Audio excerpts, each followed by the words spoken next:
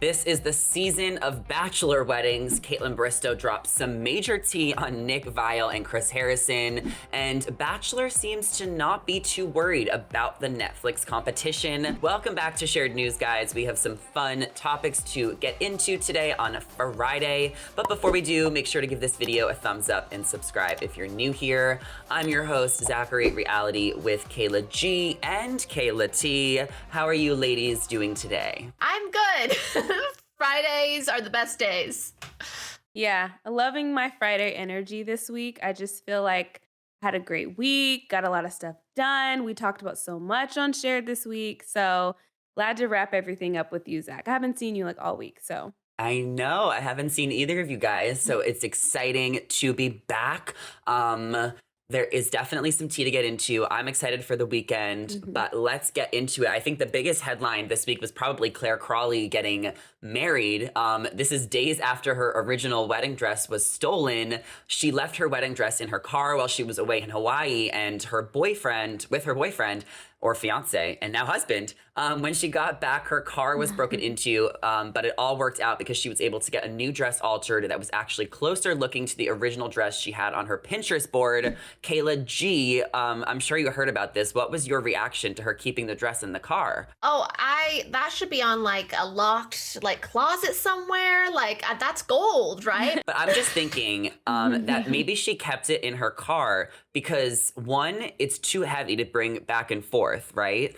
And maybe she also wanted to not show her fiance Ryan before the wedding. So she was probably trying to be extra cautious of bumping into him with the dress. And she said she was going back and forth to the alteration stores. So for everyone calling Claire dumb, I do think it's kind of dumb to leave your dress in the car. But I also feel like I understand. She was going back and forth. Kayla T, what do you think? Yeah, I don't know. I'm just kind of you put it in one of the little clothes zip, the little zip things you put your dry cleaning in, you put it in one of those, you take it back in the house.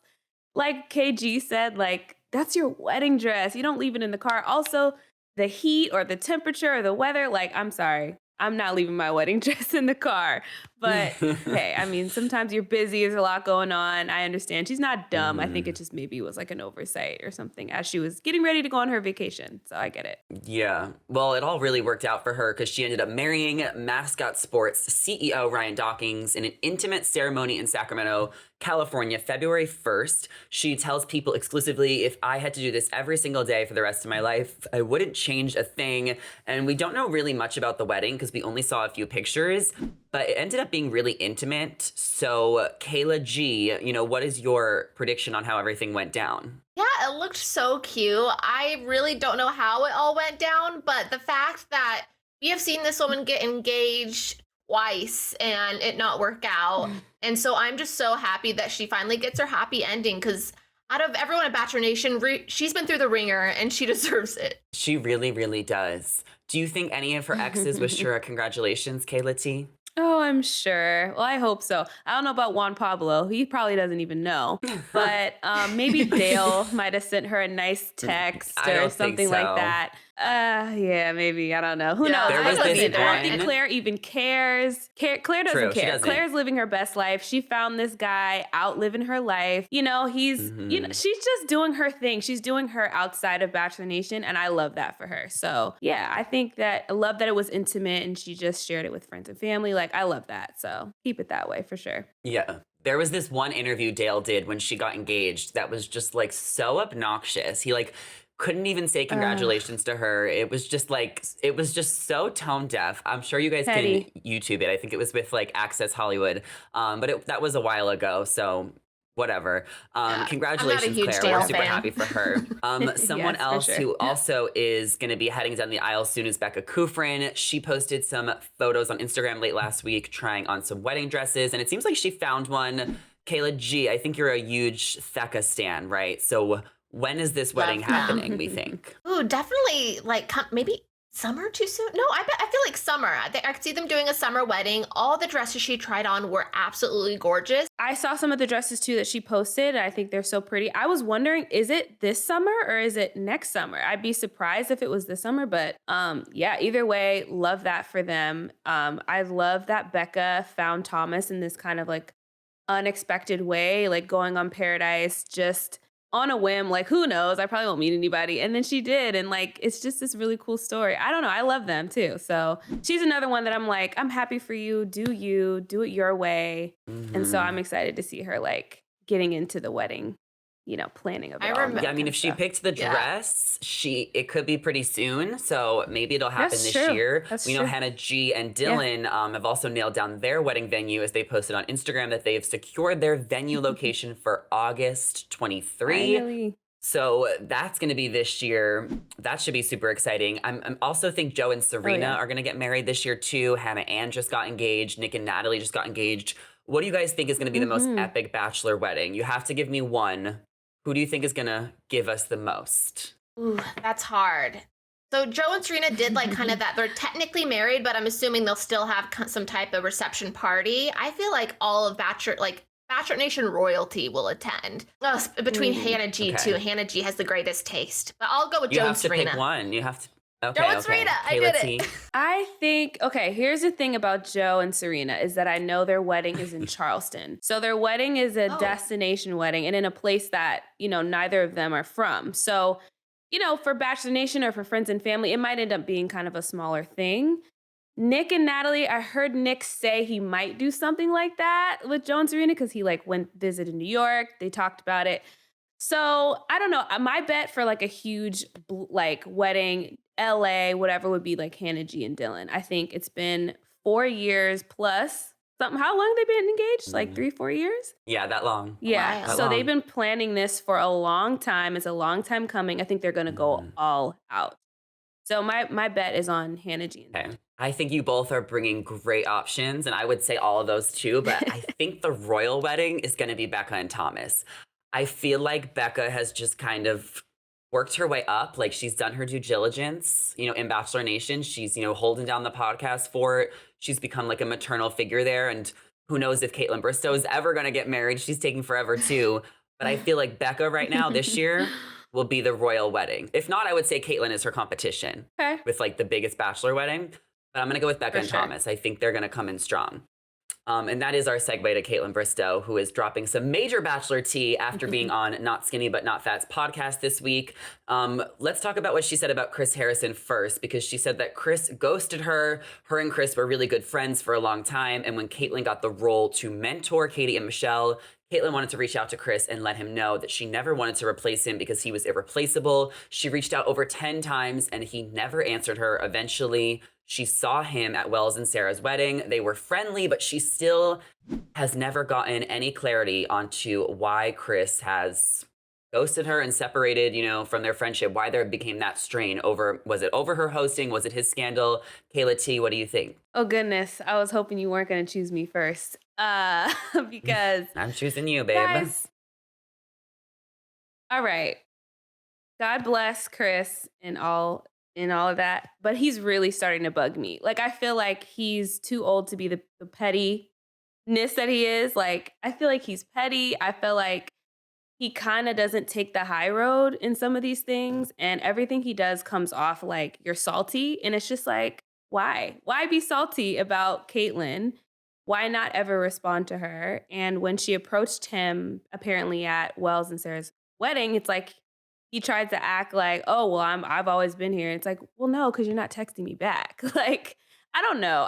The way he moved, with his podcast, it's just like starting to give, he's rubbing me the wrong way. And I'm glad he's like out of here. It's like, you're confirming why you're not the host anymore. You know what I mean? So I felt bad for Kaitlyn, but sorry, I had to get that out. Burn. KG, I love it. What do you think?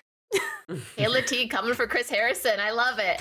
I always wondered how it went down because I remember seeing years of Kaitlyn and Chris hanging out, posting with each other. So to hear that Chris did that was really disappointing. I remember I did watch listen to the first podcast of Chris Harrison's episodes, and he said that, people were coming for his job. And I always wondered if he was insinuating it toward Kaitlyn Bristowe. And to me, this kind of confirms it.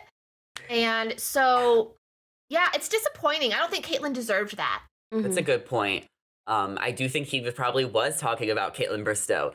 But I think the thing is, it's like Chris didn't have the job anymore. So it's like you can't really blame someone else for That's what I wanting was gonna it. But I say. think with Chris, it was probably Yeah. just like so painful for him. And if you're going to play devil's advocate, it's probably so painful for him Mhm. to see someone else, take his job that he was such close friends with. Like he was so hurt, I'm sure, and he expressed that over how everything went down and how he left the job that he was working for 20 years. Like, of course he's going to be so jealous and just so upset. And then to see your best friend, you can almost compare it to Wendy Williams and Sherry Shepherd. I know they weren't as close of friends, but you can only imagine how that would Mhm. like kill you inside to see someone else like take over your role in your job and your show. That was really Mhm. a lot of it was based around you. So I get it. Yeah. I can see that. Yeah, I get that. I hear you. But one, like, it's not that bad because Chris got a payout of like close to 10 million. And also, it's like what you just said. It's like, it's not that someone like was coming for your job. No, you got fired because of something you did. And you've never really Mm. taken like responsibility for that. Like, so that's where he just rubs me the wrong way. It's like, whenever anyone brings up the Rachel Kirkconnell, Rachel Lindsay thing, it's like he doubles down on it. And I'm like, so instead of you blaming everyone else, can you just own up to it a little bit? And also, you got a vacation and $9 million. So I don't understand what you're whining about. But anyway, let's just let that go. Let's let that sit. I am expecting Chris to actually tell his side. I feel like Chris is going to respond to that on his podcast next week because I Oh, remember when he was 100%. like feuding with Nick and sorting things out with Nick, they were playing podcast wars. So next up is Caitlyn, and then I'm sure maybe, and then we're going to wait for Rachel Lindsay because eventually he's going to address Rachel Lindsay, and I cannot wait to see how that goes down. Can't Well, wait. Caitlyn also Yeah. shared some other intimate details, and I need Kayla G's opinion on this because she was saying on the Not Skinny But Not Fat podcast how the producers used to over-sexualize Nick at the time during her season of The Bachelorette. She went as far as saying that one producer would wipe Caitlyn's lips after she kissed Nick because she wanted to know what it would taste like to kiss Nick. Kayla G, have you ever wanted to kiss Nick? Okay, so Nick's had quite the glow up since Caitlyn's season, in my opinion. So yes, I think he's one of the hottest guys in Bachelor Nation, in my opinion. Is he problematic sometimes? Yes. But doesn't mean his face still looks the same. So, but would I wipe Kaitlyn Bristowe's lips to see what it tastes like? Absolutely not. That is so cringe and kind of like unprofessional as a producer and weird. And I'm very weirded out by it. Definitely weirded out by that. I think it goes to show how far producers will go to kind of like, drill something in someone's head, like spin, this narrative, even while, they're filming with each other, not just to the audience. But I just think that's definitely crossing the line. That's super weird. That's really weird. Oh my gosh. Yeah, it definitely is. It's normal to have a crush and like want to kiss someone, but to like bring it to like the work environment. And this seems so Yeah. extreme. I wonder if it was just like maybe it was this whole like game plan where the producers were trying to make Caitlyn think they were trying to manipulate her into thinking Nick was so hot so that she would sleep with him and then that they could get this scandal. I mean, this was like some of the biggest ratings in Bachelor history where this scandal lives on forever. We still talk about Caitlyn and Nick to this day because they were the first couple to like openly have sex in the middle of her season. So maybe the producers were doing that, or maybe that producer just really wanted to bang Nick. Either way, he's a decent looking guy, so I'm sure he'll Understandable. enjoy this little ego boost. I'm sure Makes he'll sense. enjoy it. I hope that he responds to it. Last Oh, he topic has of the to. day is Jesse Palmer is saying that the Bachelor franchise is really trying to get back to what the core of the show has always been about and what it's supposed to be about, starting with Zach's season. So Kayla T, he's saying instead of trying to completely redefine and recreate itself, it's getting back to what it's used to be. And I think that's why they brought in Sean Lowe. Do you feel like this season has already been like that? Or do you think they're trying to oversell us with this whole like what it used to be? I think it's both. I think this is something that fans like myself have been asking for, is like, do what y'all do best. Like instead of chasing after what other people are, the new reality TV shows are doing, or kind of the hook that is them, which is hyper drama and like craziness that's really produced and casting all these crazy people. It's like, no, The Bachelor was the first and their staple was the love story, like really taking the time for the lead to get to know people and like the lead just being like a genuine person. And like, so I feel like they're doing that. And yeah, I think Jesse just making it vocal is just to kind of like, yeah, to sell us on it and not just do it, but to say like, here's why we're doing it, because we're going back to what we used to do, what like seemingly worked, I guess you could say. Mhm. I liked it that way, but yeah, I think it's gonna work. I hope so. But I feel good about it. It feels refreshing to me. He also said that The Bachelor is in a league of its own when asked about being compared to other Netflix dating shows, and that this season is a throwback season. So he's not really threatened about how popular some of the other dating shows have become. And it feels a little weird hearing a lot of this from Jesse, just because, you know, he's still so new to the franchise. So now that he's all of a sudden become like the host and the spokesperson, I, as a longtime fan, just like don't really like, you know, feel connected to Jesse. So even though he's like saying this, I'm still just like, I need to see everything play out the way it's supposed to play out. Kayla G, what are your thoughts? I get it. And didn't he just say something very similar on a Bachelor franchise podcast about going back to the roots? I feel like this is just him saying the same thing over and over again.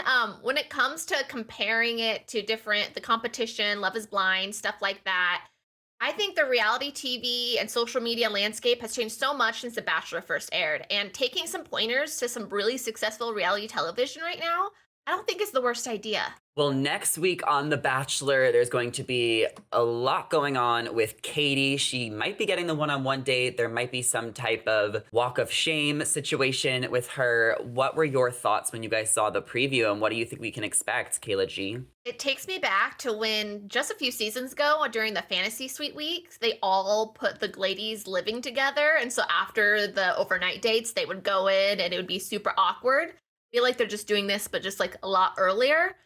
Should be interesting how it goes down, but I think Zach's a stand-up guy, and I don't think he would risk his relationships with everyone else. So do I think something's going to happen on the overnight date? No. Yeah, I think the same thing, KG. I feel like Zach is a stand-up guy, so I don't think he'd risk anything by like actually, you know, them sleeping together. But I think it's a producer move to get the girls like get the girls pissed off. I think she's obviously coming in like in the daylight. So whether they slept together or not, it's just giving what really happened. Like it's up in the air. And then also in the clip, she's holding a rose. So obviously it went really well.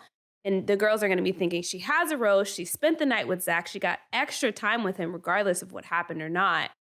So it's definitely going to be a lot about the aftermath of that date. We're going to have to watch out for. We will see what happens, and we definitely want to hear from you guys. If you're watching, let us know your predictions and thoughts on all these Bachelor Nation topics and what we can expect on next week's episode in the comments below.